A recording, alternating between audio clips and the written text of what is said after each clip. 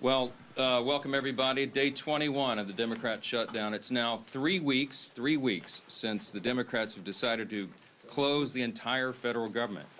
I mentioned yesterday when we were gathered that this is now the longest full shutdown in American history.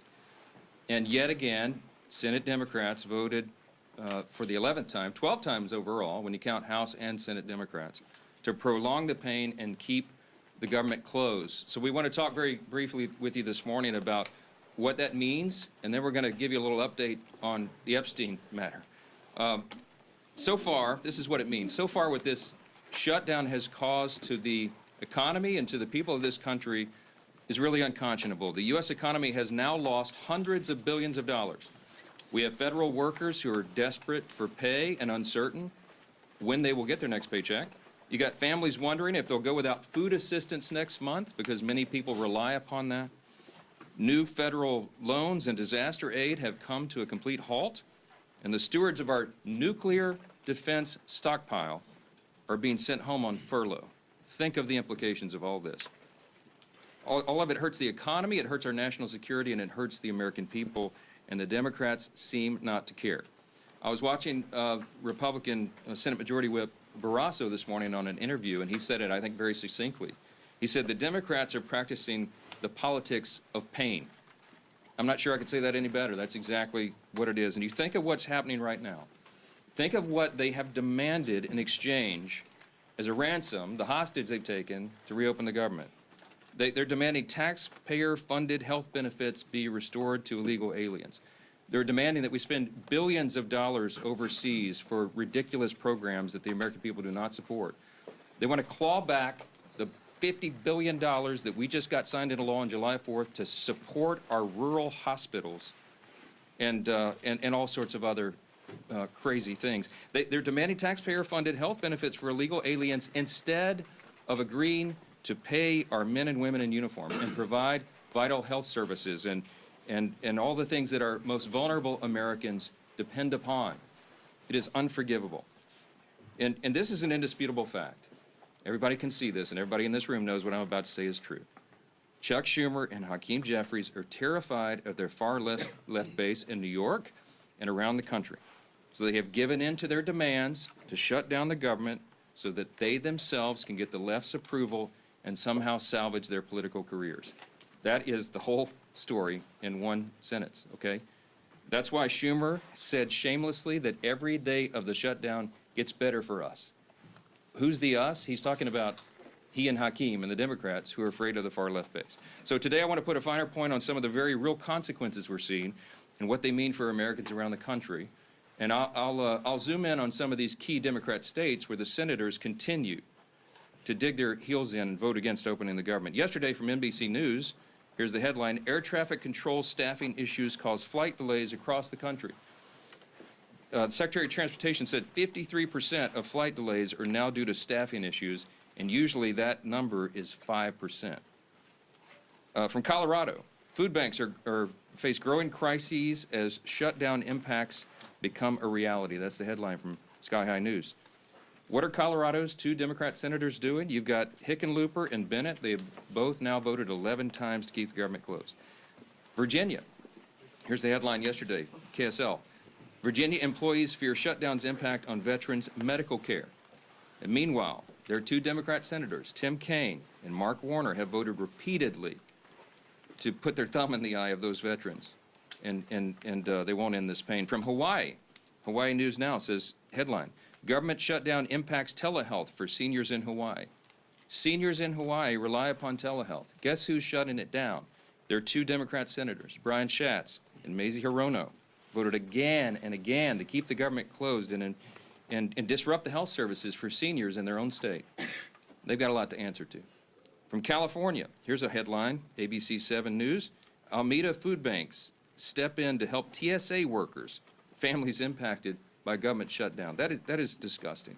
And both of California's senators, Padilla and Schiff, have voted 11 times to block the pay of those TSA agents and their families, the paychecks they rely upon. From Illinois, WIFR, yesterday, federal courts in northern Illinois reduce operations due to government shutdown. The courts are reducing operations, and you've got Illinois Democrats Senators Duckworth and Durbin have voted to keep the government closed. We could do this all day long. That's a sample. Democrats used to care about the harm that shutdowns caused hardworking Americans, but now we can all see very clearly that was always based on politics and not principle, because they have thrown the principle out the window. And yesterday, there was an article from The Hill that laid bare that very fact. A Democrat senator was speaking anonymously and admitted, quote, people are going to get hammered if they vote for the House passed bill to reopen the government. The clean, nonpartisan CR, they're going to get hammered. Another insider said in that same story, quote, we would have enough votes to reopen the government if people were not terrified of getting the guillotine, okay? They mean it metaphorically, but in a political sense, that's exactly what they're concerned about. Now think about the fact that we're just laying out here. These are simple facts. We come out here every morning and remind the American people of what's going on. Do not let them distract you from the facts. The American people would have an open government if Democrats were not terrified of their radical base. That is the headline. Every single one of you should write that. That's the ugly truth. The Democrats are not governing in good faith. They're covering their own tail. They're out here decrying the so-called forthcoming health care crisis, they say. It's the one that they themselves created. The Democrats created Obamacare. They're the ones that created a subsidy with an expiration date. They're the ones that did all of this. Republicans are trying to fix it. And they're trying to blame Republicans for the crisis they themselves created. They cry foul when we won't bail them out of their own shutdown. I don't have anything to offer, as I've explained. I don't have any partisan priority I can pull off of the CR to make it more palatable for them. There's nothing to negotiate. They just have to do what they've always done in the past, that they did 13 times during the Biden administration, and they did as recently as March of this year, to open the government so that people can get their services and their paychecks. And they go before cameras incredibly, and they just lie to the American people over and over. It's a stunning thing to watch. It's time to stop the political games. The Democrats have got to stop this so that we can get back to the work here. For the sake of the American people, I hope they do. I hope Democrats finally come to their senses soon and the pain will end so we can reopen the government and get back to the hard work here. Let me say this. Now, while congressional Democrats continue their dangerous political games, the bipartisan House Committee on Oversight is conducting its investigation into the heinous crimes of Jeffrey Epstein. And it has continued. It has not stopped during the government shutdown. You have some of the, as I like to say, some of the toughest bulldogs in Congress on the Republican and Democrat side who are united in this cause for maximum transparency of the Epstein files. I'm for that. Chairman Comer is for that, the Oversight Committee chair. You'll hear from him in a moment. All these leadership team are, all the Republicans in the House are for maximum transparency and always have been. My good friend, Chairman James Comer, is going to give you an update on that shortly, but I just want to make a couple of key points very clearly before I bring him up here. Congressional Democrats are rudderless right now. I don't know how else to describe it. They don't have a message, they don't have a leader, they don't have any identifiable set of policy solutions for the problems facing the American people. Their party continues to hit all-time historic lows in poll after poll after poll, and many of you have reported on that. These are objective facts. They're utterly lost as a party, and everybody can see it. So what are they doing? They see a shiny object, and they latch onto it. Democrats did not say one word about the Epstein files for the entire Biden presidency. They had all the files in the Biden DOJ. They didn't say a word about it. 4 years, not a word. And suddenly now, they somehow convinced themselves that the Epstein files will be damaging to President Trump and Republicans in some way that they've imagined, and so they feign outrage. Let me be very clear about this. I've met with some of the Epstein victims. Some of these brave women have come forward. They were here on Capitol Hill, as you all know. We heard their stories. It's gut-wrenching. It's disgusting what they've been made to go through, and they bravely came forward. We're working around the clock to ensure that justice is served, and also as part of the oversight to figure out why justice has been delayed for so long. All credible information we will ensure is released to the public, and we also, at the same time, are fulfilling our responsibility to protect the innocent victims. By the witnesses' own testimony, these ladies who've come forward, they estimate there may be as many as 1,000 young women who were subjected to these heinous crimes. And many of them have chosen not to come forward and show their faces and reveal their names because it would compound the harm that they've already suffered. And so we want to protect those people. That's the sum total of all of this. That's our responsibility. And short of that, we want maximum transparency, and that is exactly what the American people are getting right now. That oversight investigation, they're working around the clock, and here's what the latest update, if you're not keeping track. They have now subpoenaed and released 43,000 pages of documents. They have subpoenaed and released DOJ and Epstein estate documents, with more to come. They've issued 11 deposition subpoenas, and they've released Bill Barr's deposition transcript. Just a few days ago, they released the transcript from the interview with Alexander Acosta. They requested and begun to receive suspicious activity reports from the Treasury Department, and the department is fully cooperating in that. And they published letters from Eric Holder, Merrick Garland, and James Comey stating they had no knowledge or information related to the committee's investigation. Those documents include the ones that were released on Friday of last week, okay? The Epstein estate documents include his personal phone logs, his travel logs, his financial records, the ledgers that many people have been wanting to see, and even his daily calendar. The investigation and continued document release is ongoing even as we speak. And let me say this clearly as well. The bipartisan House Oversight Committee is already accomplishing what the discharge petition, that gambit, sought, and much more. The Epstein estate files that have been this new treasure trove, the third batch of information released right now, was not even included in the discharge petition. You didn't even think of it. And again, the investigation is bipartisan, it's nonstop, and it's far broader in scope than what is covered by the discharge petition, and has already yielded significant results. Unfortunately, some Democrats, and sadly even a couple of Republicans, have tried to make this a political issue. They seem to be more interested in trying somehow to lay a glove on the president than in securing justice for these victims, and I think that is shameful. But as Chairman Comer will tell you, the work of the bipartisan investigation continues, and we brought him here to share with you some of those thoughts. Chairman Comer, thank you for your hard work, and take it away. Well, thank you, Mr. Speaker. As Speaker Johnson already said, today marks the 21st day of the Schumer shutdown. Democrats' political games are hurting hardworking Americans. This week, essential federal workers won't receive their paychecks because Democrats voted against paying them. That includes Border Patrol, CBP agents, TSA, FAA staff, DOD civilians, FEMA responders, and Capitol Police officers. The overwhelming majority of Americans oppose this Democrat shutdown. Democrats know it, so they're trying to distract from the fact that they shut down the government by pushing a false narrative about President Trump and Jeffrey Epstein. Let me be clear. No one is protecting Epstein or his associates. The House Oversight Committee is conducting a thorough review of the federal government's handling of the Epstein investigation, one that goes far beyond the discharge petition the legacy media is obsessed with. To date, the Oversight Committee has released over 43,000 pages of documents and issued 13 subpoenas. We've conducted a deposition with former U.S. Attorney General Bill Barr and a transcribed interview with former U.S. Labor Secretary Alex Acosta. I don't think I need to remind anyone in here, they are both Republicans and both former cabinet secretaries in the Trump administration. And guess what? Those interviews completely debunked the Democrat smear against President Trump. Barr stated that there was no evidence that President Trump was involved in Epstein's criminal activity. Acosta confirmed there was no contact with President Trump during the Florida case. No link, no conversations, nothing. Despite these facts, Democrats, especially Ranking Member Garcia, continue to spread lies about President Trump, and they are lies. They're infected with an incurable case of Trump derangement syndrome.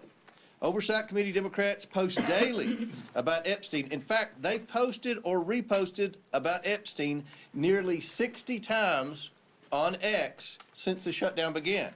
You know how many times they posted about essential federal workers not receiving paychecks because they voted against funding the government? Once. They've posted about that once on the Democrat Oversight Committee, and over 60 times about Epstein. You see where their priorities are. Let's be clear. Democrats don't care about transparency or accountability in this matter.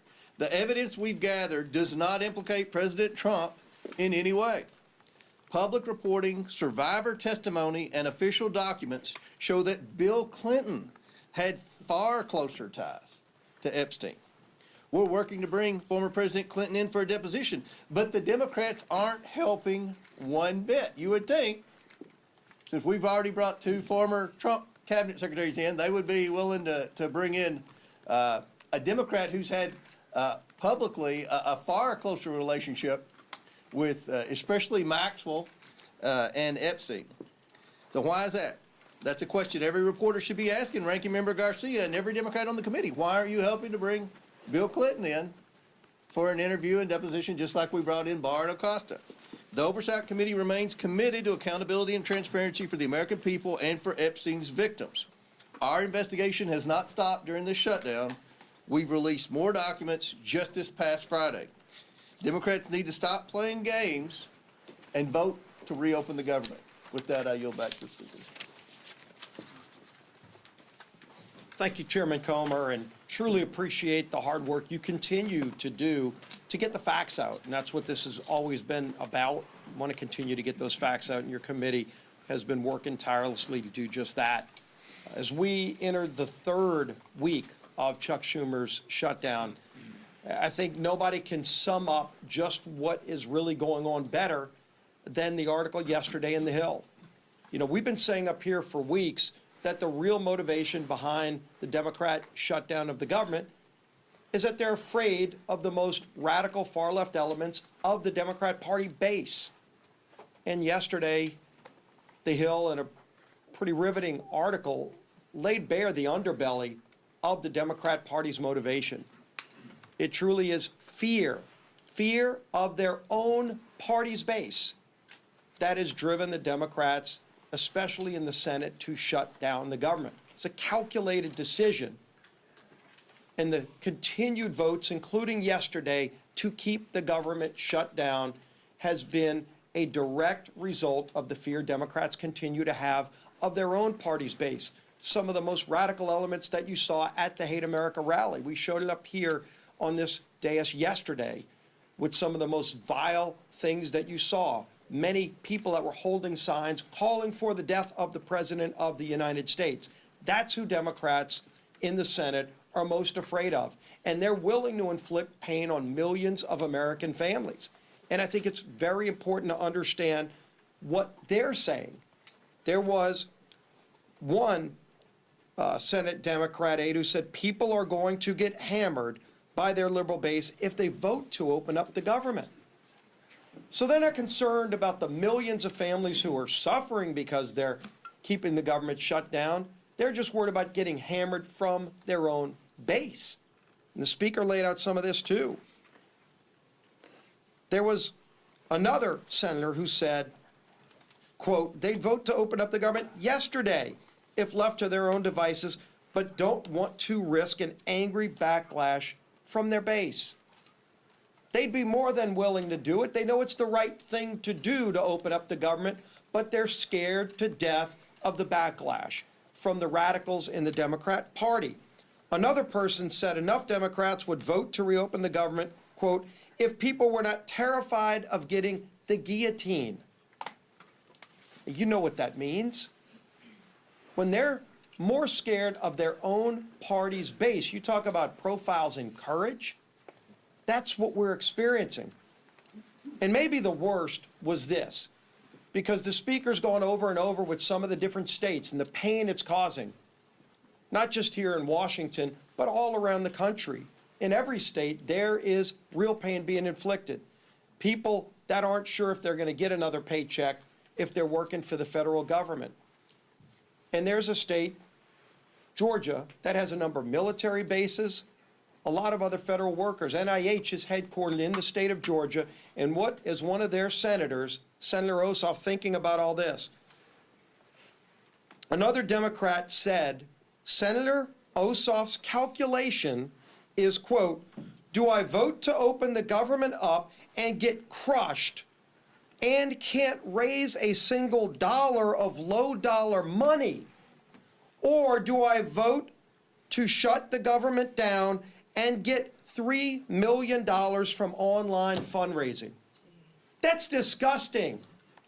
Senator Ossoff is more concerned about getting low-dollar donations from maybe some donor in California who's going to click on an email and give him $100 for his reelection, and so he's causing suffering on tens of thousands of people in his home state of Georgia.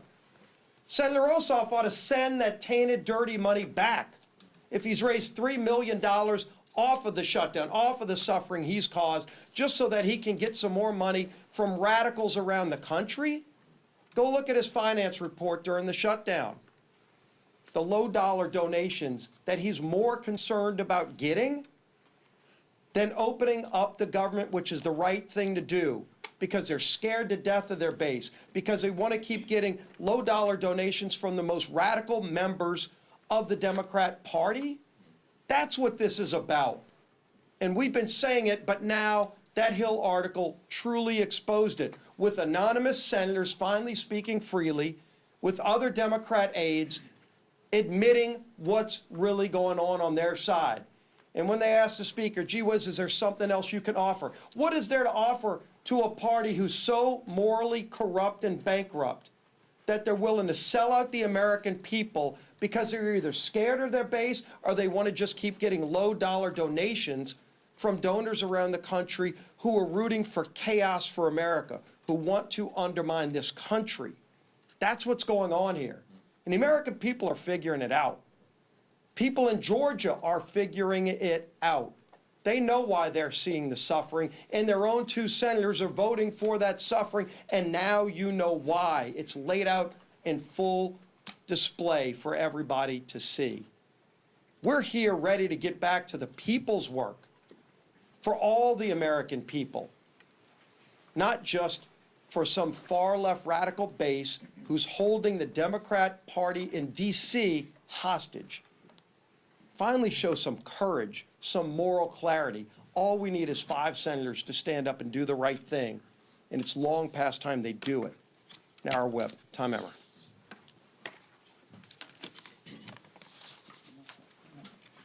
Welcome to day 21 of the Democrats' shutdown, where Democrats have now voted 12 times against funding our government. Why is that? I'm going to read the same quotes from those anonymous Democrats. People are going to get hammered if they vote for the House-passed bill. A second person familiar with the political dynamics said centrist senators are fearful of breaking with leaders while party activists are planning the anti-Trump rallies. Another one, we would have enough votes to reopen the government if people were not terrified, as Steve and both Mike have pointed out, of getting the guillotine. Another Democrat strategist said the main driver is fundraising, which Steve just went over. Do I vote to open the government up and get crushed and can't raise a single dollar of low-dollar money? I mean, it's amazing, Steve. This is what it's all about. And this is what everybody in this room should be reporting every single day. They should be held accountable for this type of behavior, because it is having serious consequences all across the country. Real Americans are getting hurt while these political elites in the defunct Democrat Party are playing political games. Border Patrol agents are being forced to go without mission-critical funding. Low-income families, nutrition assistance benefits like SNAP and WIC are being jeopardized, all so these Democrats can appease their radical pro-terrorist wing. That is what they are. You saw it. And anybody who wants to push back, then they should disavow any connection to people who are calling for the death of any elected official, let alone the President of the United States, which they seem to be fine with, or this Attorney General candidate in Virginia. They won't even do that. This is a party without a message, without a leader, and without a future at this point. They are well on their way to being left on the ash heap of history. It's despicable, and it's downright wrong. We've got news for Chuck Schumer and the soon-to-be former leader of the Democrats in the House. Your Hate America rally is over. It's past time for you to stop thinking about yourselves and start thinking about the people that you were hired to serve. The American people are not and should not be pawns in your shutdown games, and they should not be forced to suffer just so you can play politics here in Washington, D.C. Put an end to this madness, pass our clean CR, and let's reopen this government immediately. Our conference chair. Thank you. Well, good morning, everybody, and thank you, Mr. Comer, for being here. Again, don't let the facts get in the way of a good story, right? Our side, a lot of facts. The other side, more headlines than anything, right? Press the other side on the facts, because the facts speak for themselves, no different than Chairman Comer laid out with all the work that he's doing, and transparency, right? It's been 1 month since House Republicans passed a bill to keep your government open. And how did Democrats celebrate? Well, they partied with communists and socialists who hate America, right?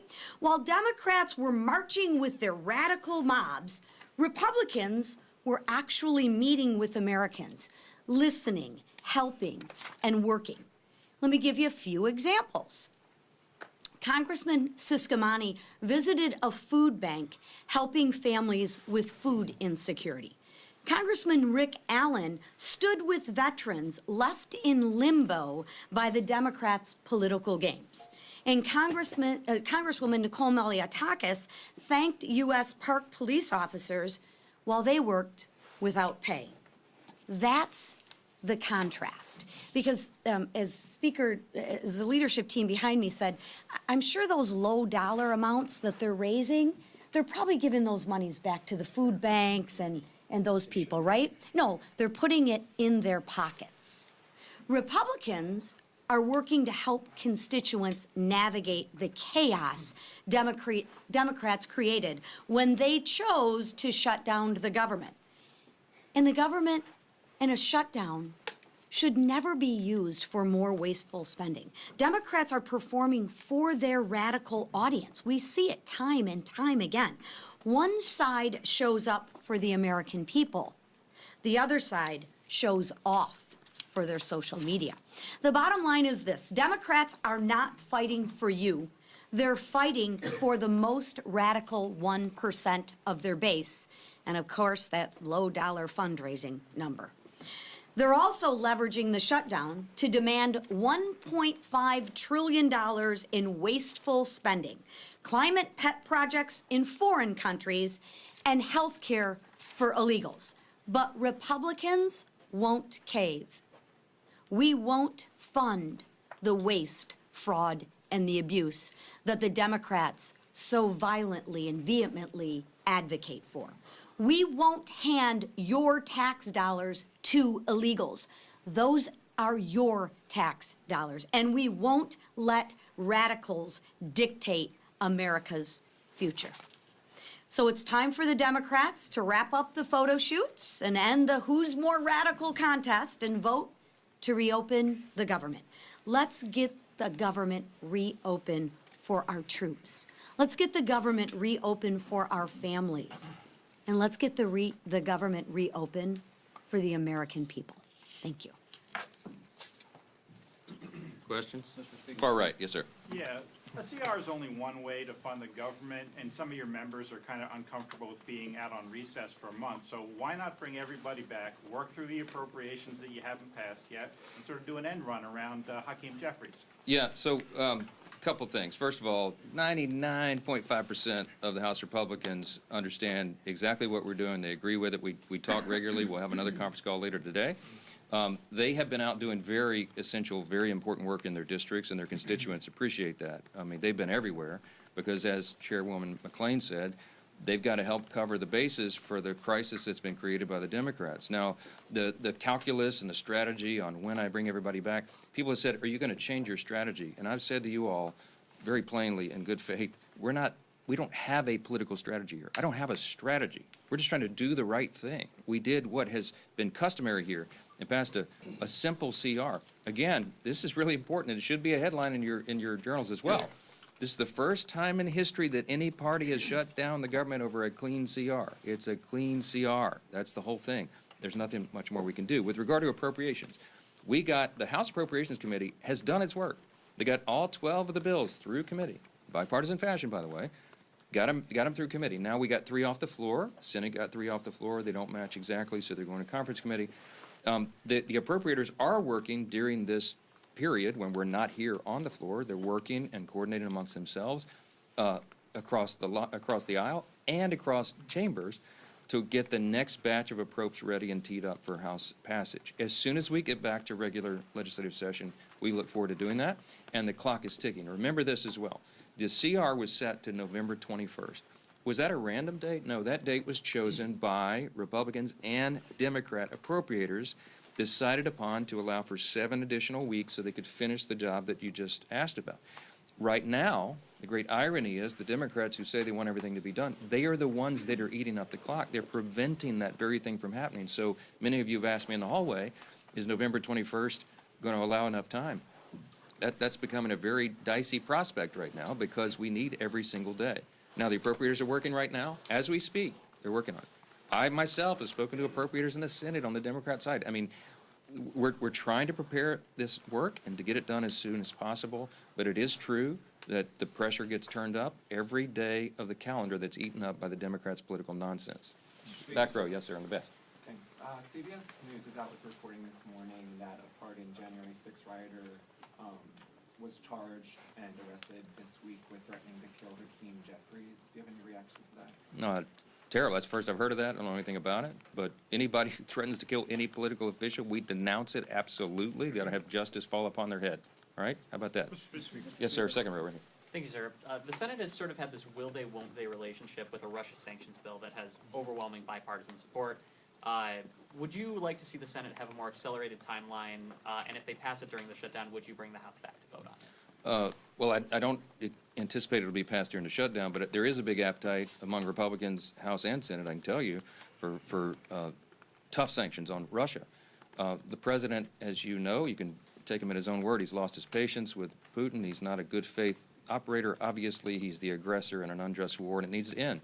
The president's using every leverage point he has to bring that a resolution, bring an end to that war that's killed so many people and cost so much money, and it's just been a terrible thing. Everybody on the world stage, I talked to my colleagues, my counterparts, the speakers of the various parliaments of the other free countries, the G7 and others, and everybody's unified on this. Everybody wants this to end. President Trump's the only strong enough figure on the world stage who has a chance of doing that. And you know he's bent over backwards to make it happen. Now, what we need right now is we need good faith on the part of Russia and Ukraine, that they would come to the table to work on a diplomatic solution to bring this to an end. The president's trying to force that in every way he can. The Republicans in Congress are ready to provide support for that, and any leverage that we can, including sanctions, we're open to, and we'll see how that develops.